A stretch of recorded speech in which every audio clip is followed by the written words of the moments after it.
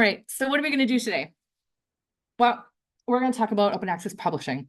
This is going to be a an overview, and this is hopefully going to give you all the tools that you need to have a good grip on open access publishing, not only as it pertains to your own publication process practices, but in the larger landscape. I will share the slides with you after the fact, so don't worry about trying to write everything down. I'm going to show you some tools today that'll be pretty exciting, I hope, I think, and maybe take the sting out of navigating some publisher websites. And of course, So, like I said, what we'll cover today is what exactly open publishing is, open access publishing, and how to do it, and also give you some information on the support you can receive, both from the McGill Libraries, but also here at the Open Science Center with your fabulous team. So let's start first. So to get into that a little bit about me and what we do at the library. So this is my first anniversary in this job was November 1st. So I have been in this job for precisely 1 year and 5 days. And as part of that, one of the things that I am most passionate about and I like to do the most, that I take the most satisfaction out is helping people make their work open. And so that involves advocacy, that involves teaching, like we're going to do today, and it also involves just getting out there and helping to support different initiatives. Before that, I was a cataloger, and before that, I was a musician. So it's never too late to try something new. So when we talk about open scholarship, open access publishing is a core part of that. And you may be asking, what is open access? And this definition is by Peter Suber, who is one of the leaders of the movement. He's considered like grandfather of the movement. He defines open access literature as digital, online, free of charge, and free of most copyright and licensing restrictions. So the open access movement in publishing really started in, a lot of people say 1995 is kind of the de facto starting point. That's when Peter Suber wrote his opus. And since then, starting out in the 70s and into the 90s, you can see on the graph that open access publications made around a quarter of the total research. In 2015, there's a long study. It's linked in the slides. I don't know if you can see the blog post talks about the study that went through and tracked these publications. It was about 50% in 2015.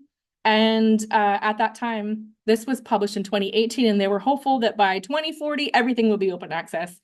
That would be great. So when you think about why you want to make your work open, I'm probably preaching to the converted here. It is a key component of open science principles. It also ensures that people have access to your work without barriers, which we know is not just an equity issue to have-nots, but it's also great for getting your work out there and making sure that everybody has access to the same amount of information and the same kind of information. It increases the visibility of your research. Many studies have pointed to the increased citations from open works. It also satisfies funding agency requirements. So I kind of went from like the bigger goals to like the more pragmatic concerns here, right? So you have an open access policy here at the Douglas, and I really like this part of your statement because it really captures how open access supports open science, and because it fosters transparency, reproducibility, and equity of access to scientific knowledge. Of relevance to the DRC's diverse community, open access publishing significantly benefits non-academic audiences, including educators, healthcare professionals, and policymakers. How many of you are familiar with the open access policy here? Taking a look. Excellent. Yes. So this was published in October 2021, and it follows the FRQ's 2019 OA policy, which mandates that peer review publications must be made openly available within 12 months of publication, within but via two means. So either by green OA or self-archiving, or publishing in a journal that provides access to the articles in OA. So that's a hybrid journal or a fully OA journal. So there are also many granting agencies that have open access policies. So there's a tri-agency, and that's all three agencies. So that's SSHRC, NSERC, and CIHR. And it's been in place for CIHR since 2008, but for the tri-agency overall since 2015. And it also mandates that publications must be made freely accessible within 12 months of publication. FRQ. So FRQ has two policies that are in circulation right now. There's one from 2019 to 2022 for grants awarded within them. And it also requires that peer-reviewed publications must be freely available within 12 months. Grants awarded after the summer of 2022, the new policy came in effect in July, I think it was like July 1st. It also applies to student grants. It applies to grants awarded as of spring 2023. It requires immediate open access. And you also must publish under one of two licenses. So it must be CC BY or CC BY, no derivatives. Any questions?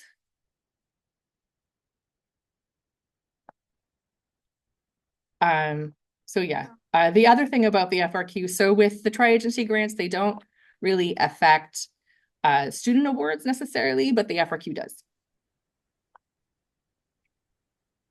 So how do you make your work open? You have two paths.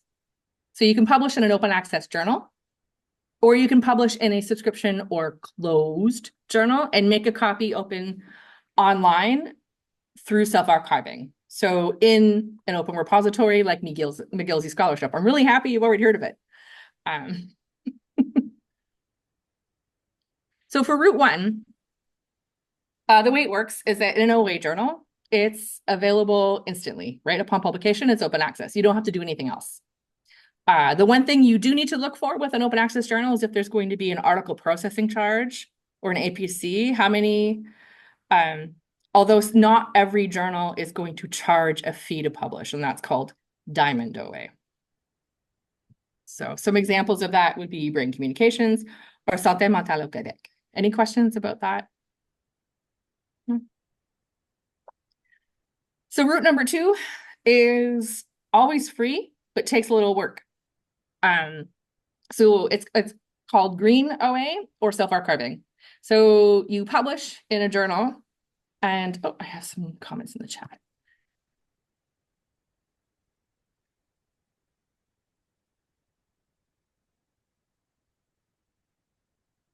So Michelle, you will absolutely have access to the slides after. And in terms of compliance, the tri-agency is looking at ways of checking, and they say they do, but they don't have a formal process necessarily that I can point to and say, this is what they do and this is when they do it. Does that make sense? So so in theory, they are checking. I'm not sure how. Oh, I see. Any other questions? Those are good questions. Oh, you're welcome, Amelie. So you have your closed journal, and then what you're going to do is you're going to take a particular version of your article, almost always the accepted manuscript, and then you're going to put it in a repository. Particularly for grant requirements, it's going to be an open repository, so like eScholarship. And then this version, so this other version, not the publisher's version, is what is freely available on the web without any restrictions. So some examples of journals where you can do that are the Development in Psychopathology and the Journal of Child Psychology and Psychiatry. Did you guys want to look at the journals? Would that help, or?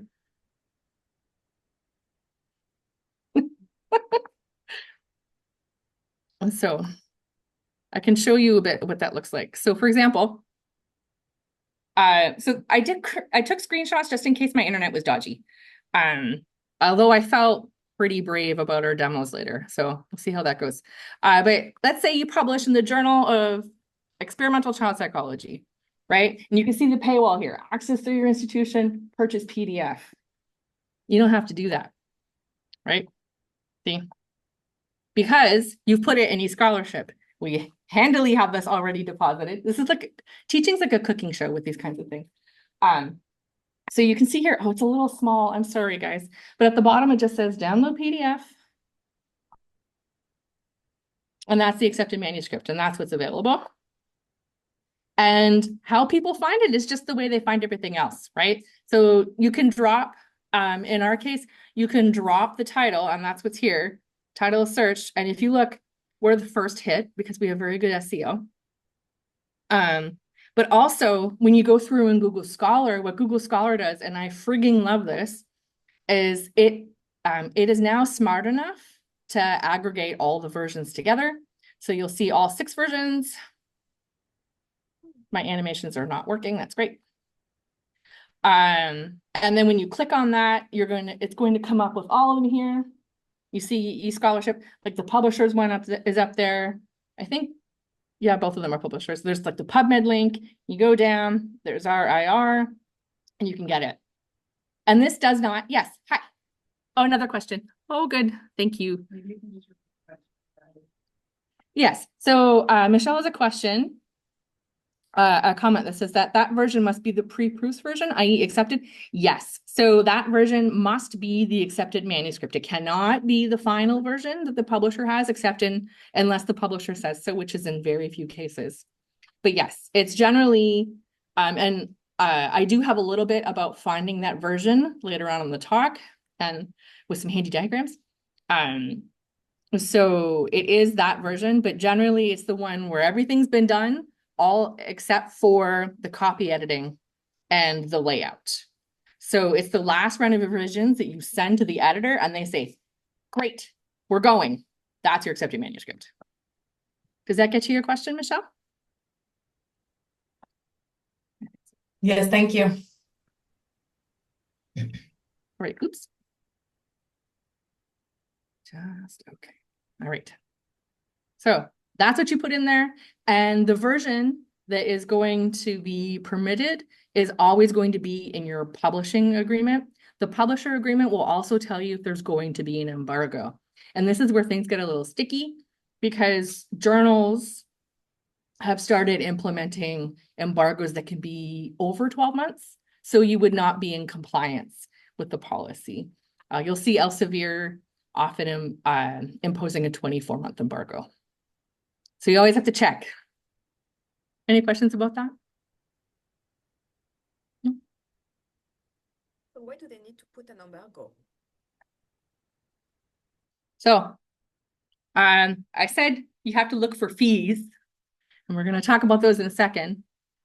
But how much do you think that this article costs to make open access? Okay, we have one comment for 10,000. Anybody else? Oh, 15. Yes, exactly. We're US dollars. Anybody else? Oh, I have someone in the chat saying 3,000, 5,000.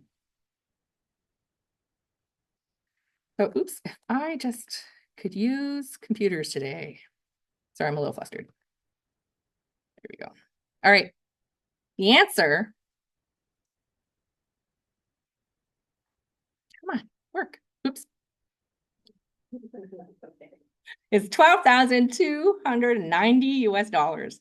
My favorite part of this is that last year, it was 11,000. So article processing charges are not regulated by any industry standard. There's no control. Publishers can do as they wish, which is why Nature can and will get away with charging that per article to make it open access. So with that in mind, because I don't think any of us, I don't know if we should either, but I don't think any of us have that hanging around as pocket change. I'm not going to find 13,000 US dollars on my couch. So we're going to transition and talk about navigating journals for the OA information. So to help you make your work open, and also APC information. It's really important to think about the copyright agreement and whether there are any associated fees. I don't like talking about these fees. I don't like giving them space because I really dislike them, but here we are. So we need to do this before we submit, because once we submit to a journal, we can't bring it anywhere else, right? So we're kind of locked into a process. You can jump ship if you can't pay before the article is published, but it's a lot of time and energy that you've already put into it. So we don't want you to do that, right? So when you're looking for information about a journal's copyright and open access policies, probably the single best source of information, your primary source, is the publisher's website. It's going to be in a different place. It's never quite, none of this information is quite in the same place per publisher or journal. Every journal's kind of a snowflake, but these are kind of trends. So you're going to want to look for the copyright section, the author guidelines or permissions, author services, submission guidelines, instructions for authors. Some journals will even have an open access or self-archiving. I've noticed over the years that finding information on Green OA gets a little more difficult. And it can be pretty buried. So don't be afraid. Take a look. You get stuck, call a friend. You can contact us. We can help you navigate the agreement, but there's also some tools that can give you a little bit of a boost to help you navigate that. So one of them that I like to point out, and thank you to Isabel for not just the information, but for the QR code, which I was just very excited about, to the sheet. And have any of you seen this before? This resource? So this is the open access analysis of popular journals of the Douglas.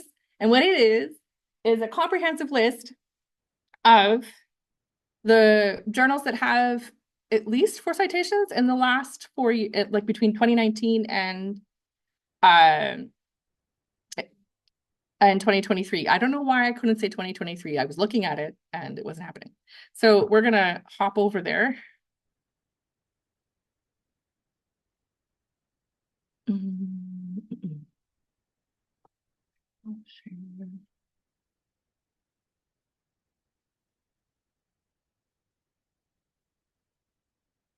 back to screen 1.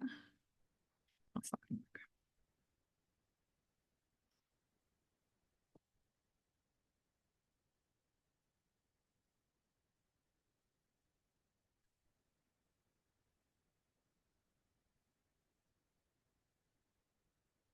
Sorry about that, folks. The sharing totally was covering my bar, so I couldn't actually click on it.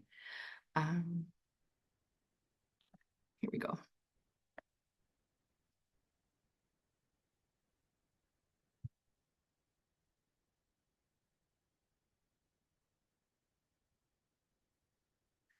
Either. Great.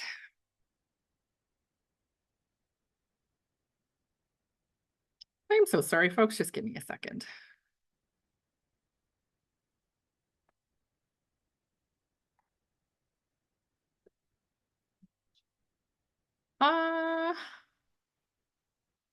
Just, I think it should work. Yeah. Yeah, send me the link in the chat. Let's see what happens. Let's roll the dice.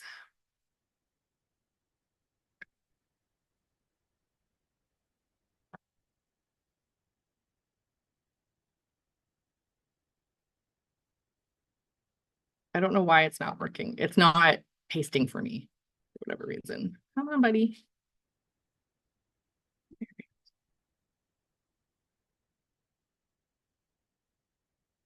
Computers seems to be Yeah, my computer's being stressed. dodgy. It's like, I'll share my screen and then you can just okay. you know. Sorry about that, guys. My computer's not opening Windows. I foretold this. I said I was going to be dodgy. Yeah.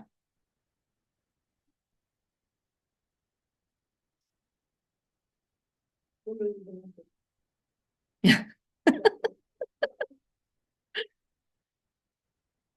That is very true. Yes, thank you. So hopefully you can see here, and it's the list. So it's a list of journals, and what the Open Science team have done for you is they have navigated through all of the journal sites and publishing agreements to figure out how you can publish. So whether or not open access publishing is possible and which routes you have. Um, and so when you see yes optional, it means it's a journal that where you can make your work open. It's not necessarily open straight away. And then you have yes only option for open access journals. You also see the article processing charge there, very easily for you to consult. Whether or not there's an APC discount available to you through McGill. And also your green self-archiving options. Remember how I said that every journal might have an embargo? They're going to permit certain things, but not others in certain places. So they've done that homework for you. And then they've also gone the extra mile and looked at grant requirements for you. So particularly with the FRQ policy. So you know, with the most recent FRQ policy. So you know from this with your top journals, like your top journals in your field, what you can do at a glance. So this is just saving you a ton of work. This is so much work. I really think it's a real gift that you guys have. Do you have any questions on that? I mean, that maybe. So if you do, you're going to want to talk to your team.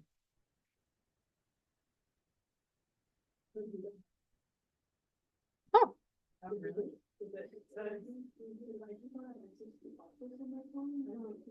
Google Drive. The Google Drive, they're unable to open this item, does not require you do not have access to it.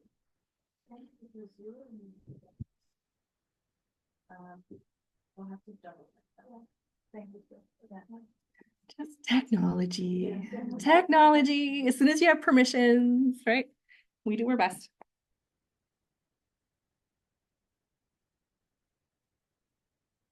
Oh, Because I can get on, even from the incognito window, without a problem. So it's really interesting. We'll look into that thing.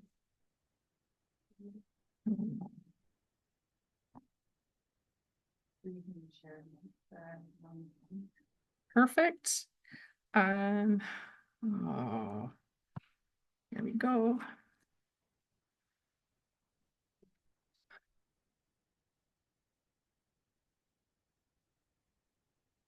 I would love to. Come on, Zoom. See, now Zoom won't even, Zoom's not even opening for me. Hang on. I know it's the bar is gone. I'm gonna try to bring it back. There we go.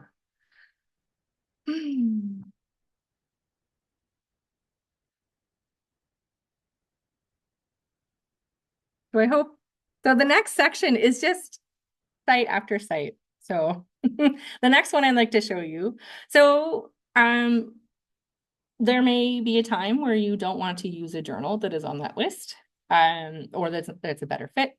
And if you're looking, the Directory of Open Access Journals is a great place to help you find journals that are completely open access. It's not exhaustive. Journals have to apply to be indexed in there. But what I really like is that it's a mix of big and small journals. So you'll have ones from the big 5 publishers and you'll have ones from little society publishers. And what's also really handy is that it shows you APC information. And it's right there on the display. What if I stop?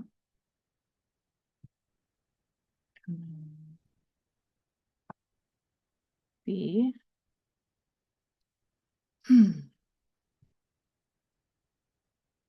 You should be able to see the DOAJ. Can you see it? Excellent. All right. Well, it's not showing on that screen because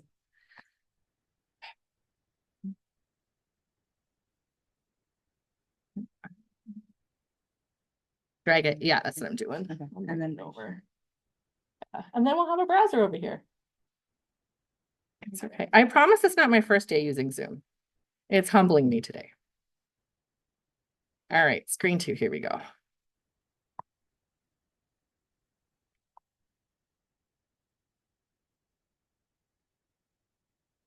All right.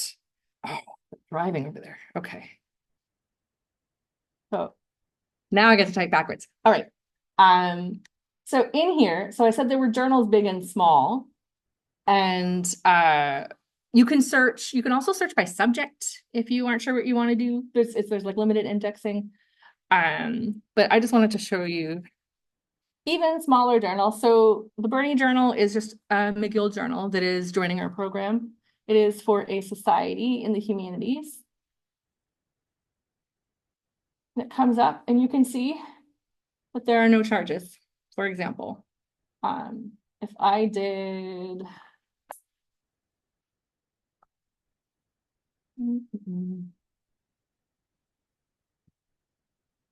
I'm just gonna do something a little random.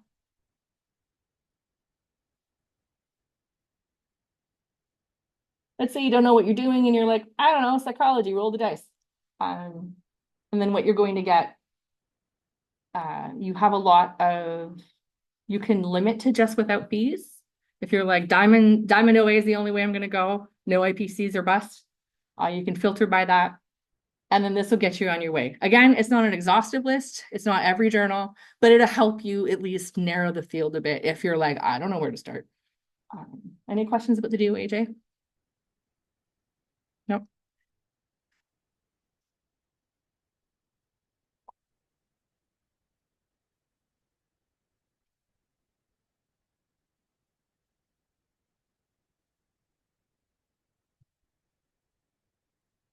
And so maybe the tool I'm most excited to share with you today is the journal search tool.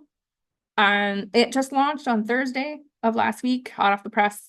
And what this is a database of journals that McGill has a discount for. So when you're doing your hunting, before you submit, right, you're going to do your homework, you're going to look at the publisher agreements. Let's say the only journal that you want has an APC or one of the ones, and you're not sure if you're going to be able to comply, you're not sure if you can have discount, it's not on the list of journals already provided to you, you can use this tool. Of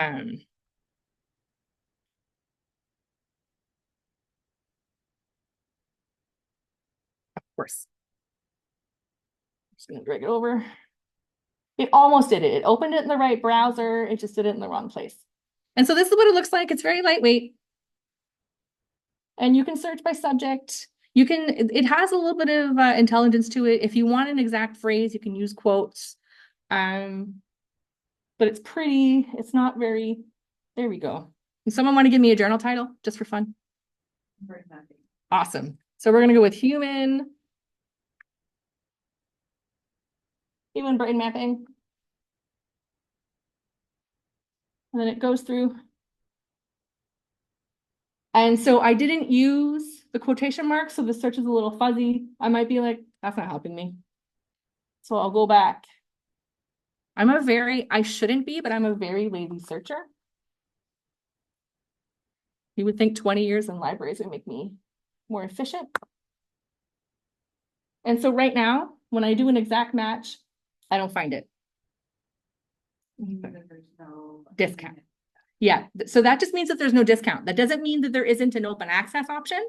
That doesn't mean that the journal doesn't exist, right? This is only the journals that have a discount. And so that's what it'll show you. If you do something like,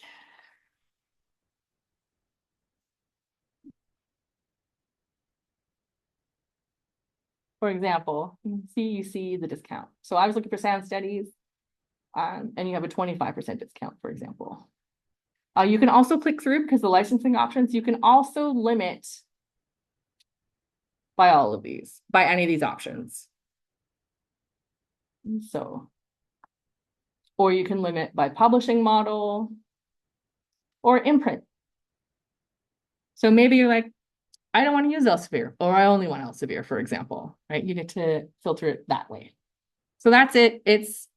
We can make some changes. SciFree is a startup out of Sweden.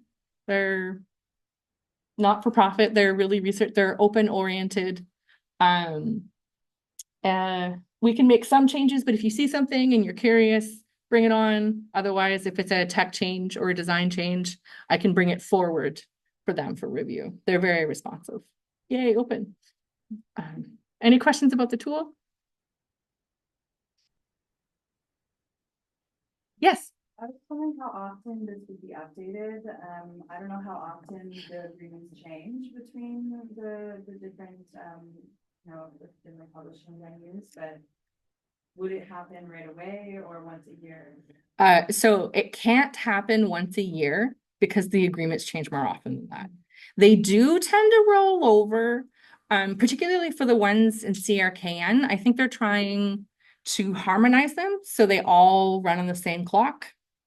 But something tends to run over every calendar year.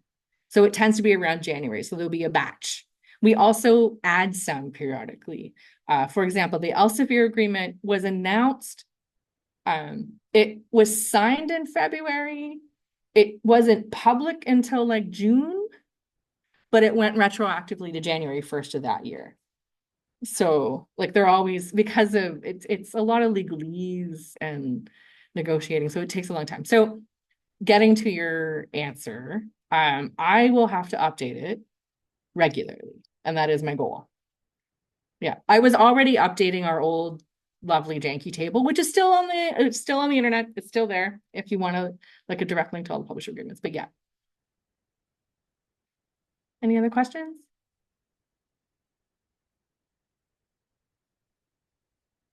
So hopefully it'll take the sting out of like hunting, right? And going through.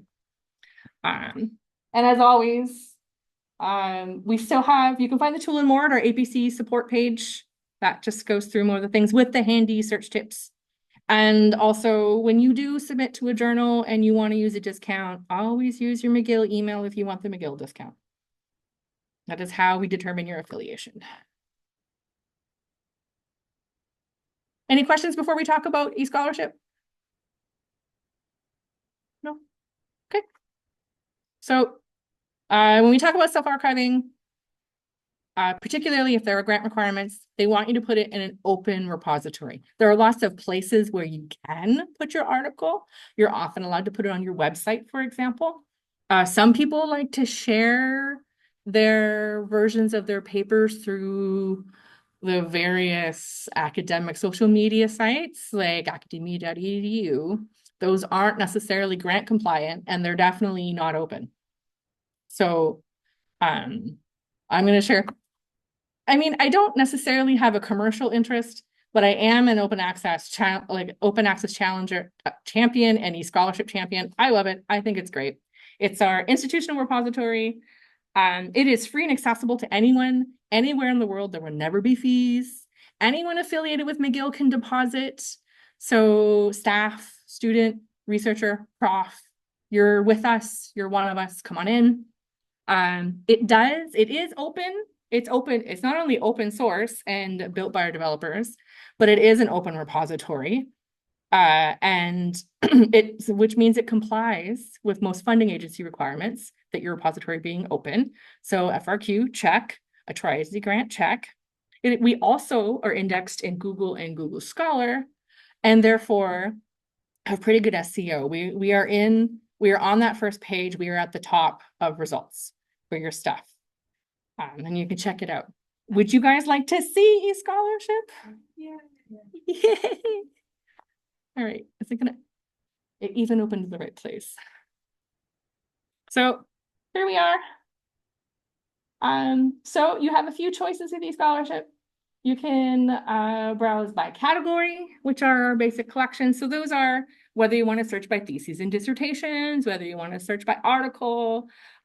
We accept scholarly outputs. By far, the largest chunk of information in our repository are our theses and dissertations, going all the way back to the first ones in the 19th century, which feels pretty awesome. And that's around floating around 50-some thousand items. And then we have around 10,000 articles. We also take book chapters and conference papers, posters. We do have some audio video visual information, but eScholarship isn't great at it. But if it's part of a scholarly output, we try to get it in there. We also have a small number of ebooks that we couldn't find a better home for, so we take them. And taking a look is pretty easy. Again, I'm a very lazy searcher. I'm going to be a little egotistical and just look for me. And as you can see, I just type my name and you can see my test files. And also, whenever I've had an article that hasn't been open access, I've put it in here.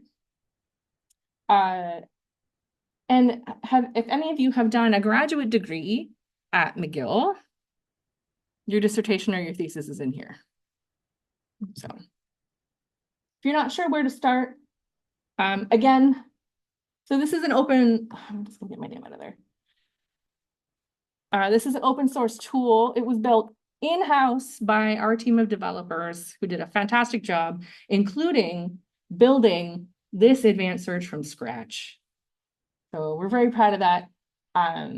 It uses, I don't know how techie people are, but our indexer is Solar and we use Elasticsearch. So it's pretty robust. Anyway, and you can search by almost every field that we have. You can go by creator, contributor, all the way down.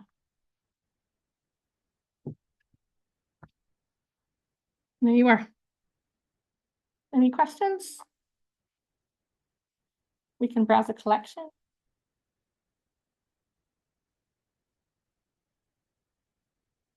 So again, our biggest collection of theses and dissertations.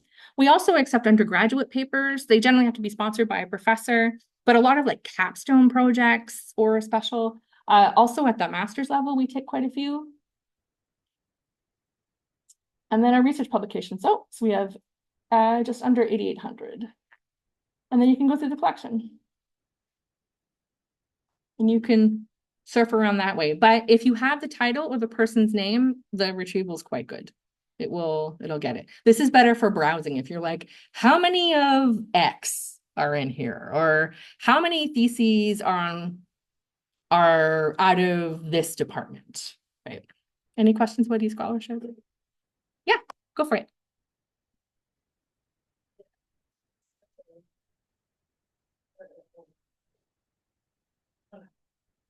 But I think it's seen from here, if you have McGill access, but if you don't from another university, and you have the personal or the mail or that, how do you think the access is?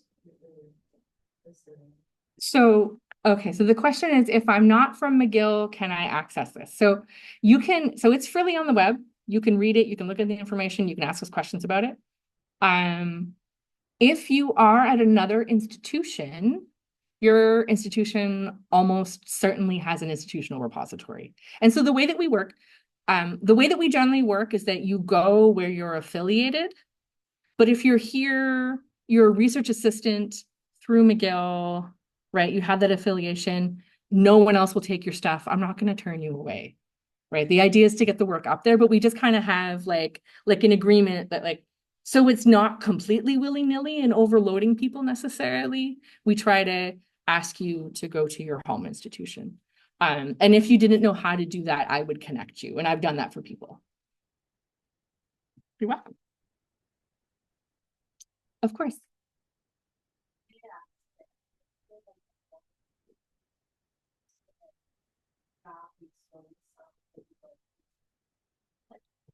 Yeah. So the question is whether we take knowledge translations like policy briefs and other posters. Yes. Yeah, we do have policy briefs in here. Particularly since there's not like a great place for them to go, right? In a lot of cases. But yeah, if you're affiliated with McGill and you have those items, if for some reason it ends up not being a good fit, we'll try to find you a better home. But generally we do accept them. Yeah, and we do for many of our affiliated centers already. Yes.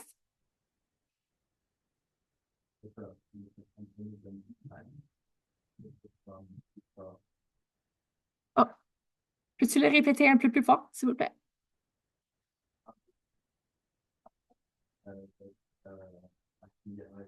Bien sûr, bien sûr. So the question was, do we take things that were published before you came here? Absolutely, we take them. In fact, we have a service. Est-ce que tout le monde comprend le français? Est-ce que je peux te répondre? Non. On a un service que tu peux nous contacter et on va aider. On va t'aider à faire le dépôt dans notre dépôt institutionnel. So we'll help you. And we do that all the time. In fact, we did a very big project that when you started here, with researchers here to get their, I'm a former musician. I call it a back catalog, right? To work on your back catalog. Yeah, we love to see that. So if you want to do that, just give us a shout. Any other questions?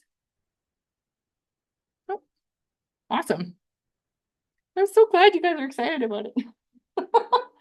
All right.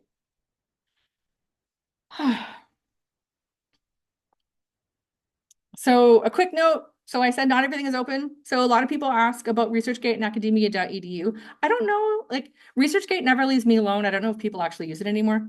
But they're not open access repositories because they require a login. There's no preservation. eScholarship, we have a preservation plan, right? Like we're in it for the long haul. We want to keep your stuff forever. So we're making that commitment to you. ResearchGate and academia.edu, they want your data. They don't necessarily care about your stuff. And it's the same for personal websites. It's not grant compliant, even though it is technically available on the web. It's pretty ephemeral. So there are also subject and preprint repositories out there. Of course, preprint repositories are a different thing. Those are more geared towards actual preprints and not the accepted manuscript version of your paper. And they're out there. So they're great for connecting with your discipline. They're a great way to get things out quickly. They're typically permitted for a preprint server, although it varies. So you have to check your agreement.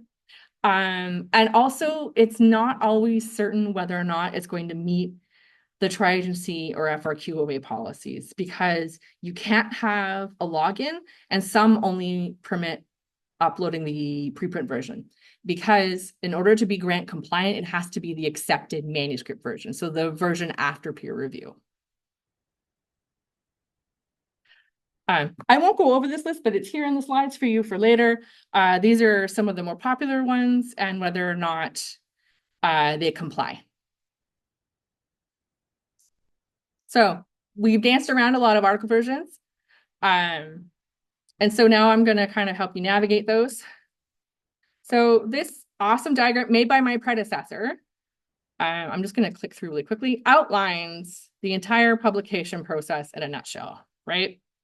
And so we have some phases, and at each major phase, something different is produced. So when you submit the article, that's your preprint. And then when you go through peer review and they make recommendations, you go around and around however many weeks that takes. And then you end up with the version that is good to go and approved for peer review, but before the publisher's done anything, that's your accepted manuscript. And the one that makes it onto the journal's website is often called the publisher's version or the version of record. Also, just to be fun, publishers like to refer to these different versions as slightly different things, which is why I've given you the key terms here. So you have a preprint. The author's accepted manuscript is also vexingly called a postprint. Even though it's not really post, it's kind of a mid-print. And you'll also hear accepted version. Publisher's final version is also often called the PDF or the version of record. When you look at your copyright agreement and you're looking for what you can do with what, they'll often use capital letters because they'll have their own definition. It's fun. It's okay, because if you look at it and your eyes start glazing over and you're like, I don't know what I'm doing with this, you can just give us a call and we'll help you.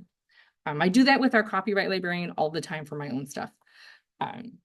And also just kind of a helpful thing for you to do, because these processes can take months in time and we're busy and we're never working on just one thing, right? We're always working on multiple things. It's really helpful to make sure that you archive all of your versions of your paper and your author agreement.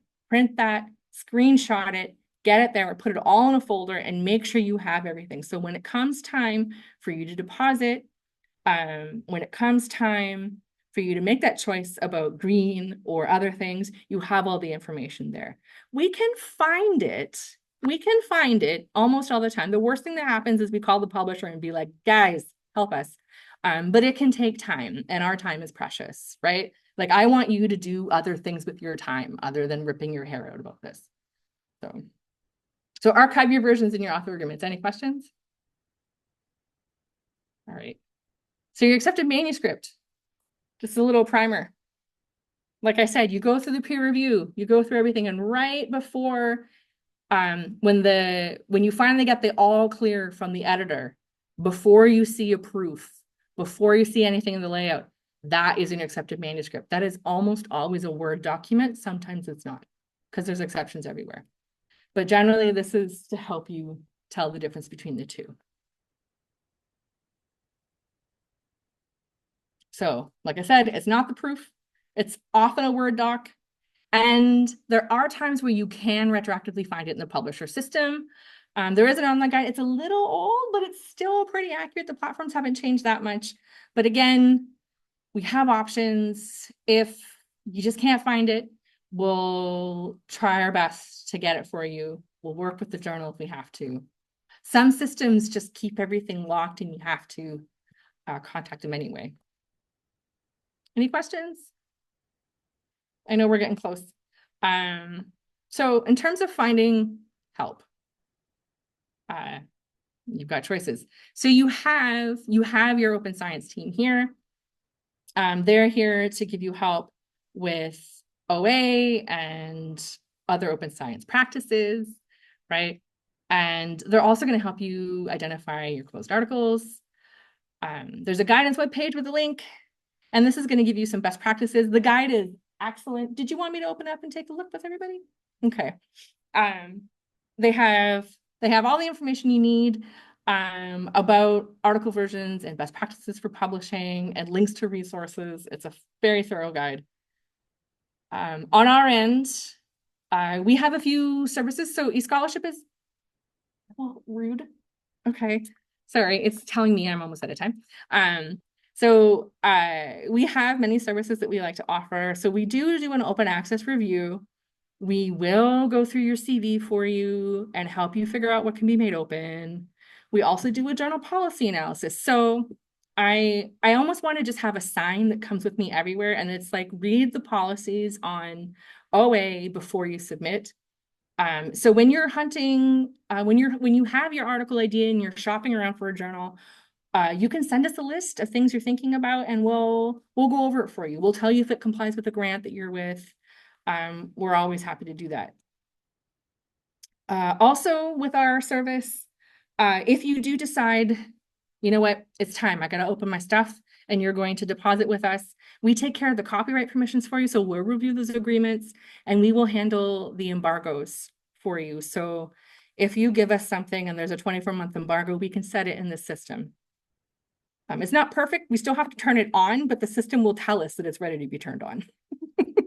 So that's progress. So the publisher, in the sense that, like, it's not like an altruistic, it needs to sit and percolate kind of reason. What they're doing it to protect their exclusive right to distribute the article or to charge you to make it open, right? I think that's the most diplomatic way I can put that. Because they see your output when you transfer your copyright. That is how they make their bacon, right? That's their livelihood. They're making money off your work. So they do that in the same way that, like, music publishers will also grant exclusive rights, in the same way that a publisher will limit your right to do things with your work, right? Like sharing it in certain places. Like, why can't I just put my publisher version up? Because the publisher said no, because they own it. So.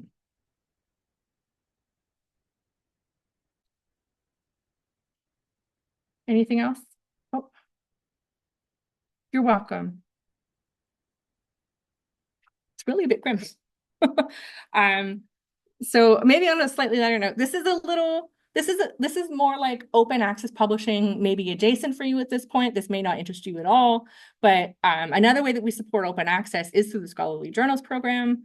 And we do that by offering our McGill community like open journal systems publishing infrastructure and our support, our editorial support, which involves help with the platform and promotion, and we maintain the platform in perpetuity,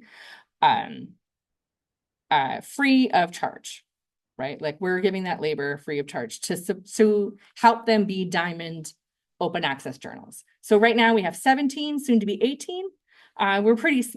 We're like mid-sized in terms of other university programs. And whether or not you publish with us, we also offer open access publishing support. So you can reach out anytime if you're interested in forming a journal or even just being more active in the scholarly process. Maybe you're thinking about being on an editorial board. Maybe you're like, what are the publication ethics, right? We can offer you assistance with that. But I just thought it is, particularly with the rise of APCs, the way that where we put our money in publishing and how we fund publishing matters. So this is about a third of my job, and Jennifer, who is our repository administrator, this is about half of her job.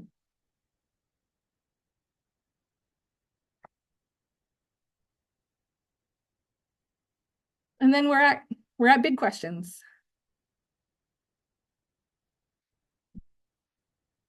Yes.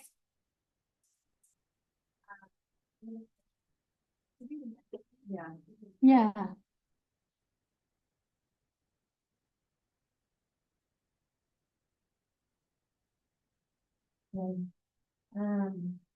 So during our first open science seminar, we had actually a lot of questions about open access publishing.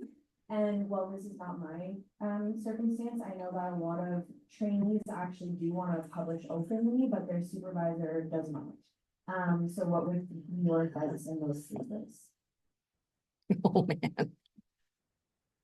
Yeah, this came up a lot, honestly, at our first talk, so it would be probably good to give your opinion. My opinion on supervisor-supervisee relations. I think like, is there anything that the trainee can do when their supervisor doesn't want to publish openly, but they do? Yeah. Yeah. What do you mean? Well, some journals have that are high impact like nature. Oh, I see. You see, Yeah. Yeah. Okay. Yeah. So, you can do a few things. I mean, it is difficult because there is, as much as I wish I didn't have to acknowledge it, and I think we're all kind of in the same boat, is that there is, like, the prestige does matter to a certain extent, and it's hard to fight against that and to butt up against it. You can point out, I mean, you can tag me in to have a conversation so you don't have to try to fight with your supervisor about it's communicating that there are increased citations when you open your work, right? That maybe a middle ground, if you can't convince them to go into an open journal, there might be a discount so you can open it at no cost. It's not coming out of the grant. But really,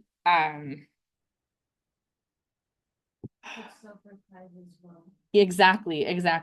You can publish in Nature and you can archive it, right? Like there are ways to make it open without choosing a journal that they don't want to publish in. Because I mean, it's fraught, right? Like when we had that discussion within academia all the time about trying to be even in disciplines like my own, which is very OA forward and positive, we still talk about journal prestige and where it's good or not. We can fight it, but I think self-archiving is like the path of least resistance. It can be like, okay, fine, we'll go in this journal, but can we at least put it in eScholarship? Yeah. And if it yeah. happy to know that they can kind of still publish openly in a sense. Yes, yeah, they can. It's not like choosing nature and not paying that APC isn't the end unless you have an FRQ grant. In which case you have a very big bill. But yeah. So I would say that. And again, if it helps to have an impartial mediator that they could like loop it in and be like, well, you could ask them about the options. Right. If that because I know that there's a power differential there. I think that's what I got stuck on. Sorry. Yeah. You're welcome.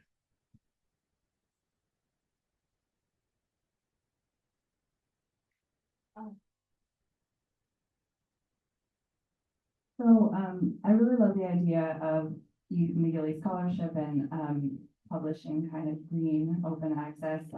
But it still gets me that the papers are not as visually easy to read as the version by the publisher. So I was wondering if there was any opportunities to kind of improve the typesetting of McGill Scholarship, or is this something that each person has to do on their own? Yeah, we're not applying a layout. No. I like it's kind of interesting because I'm like the person who's visual in me is like, wow. The other part of me is like, we can't do that. So yeah, because everybody is submitting their own piece, we could offer layout guidelines or have a template, but I don't know if we'd get compliance for that. Because and I have to say that when I say we're a team of two, it's Jennifer that does 99% of the deposits. I am the pretty face of eScholarship, right? She's doing all the work. So she's one person if she had to do that layout change. But it's something I will consider. But yeah, it's also by design, right? The publishers don't want you to like it. No, right, exactly, that's the point. Yeah. So that's my question is if the person submitting, they can submit in any format that they want. Yeah. Okay. Yeah, it just can't be the publisher's version. Yeah. Other questions? Great. So we'll stop here then. Thanks so much, Robin, for Thank the you. great presentation, and thanks everybody on Zoom.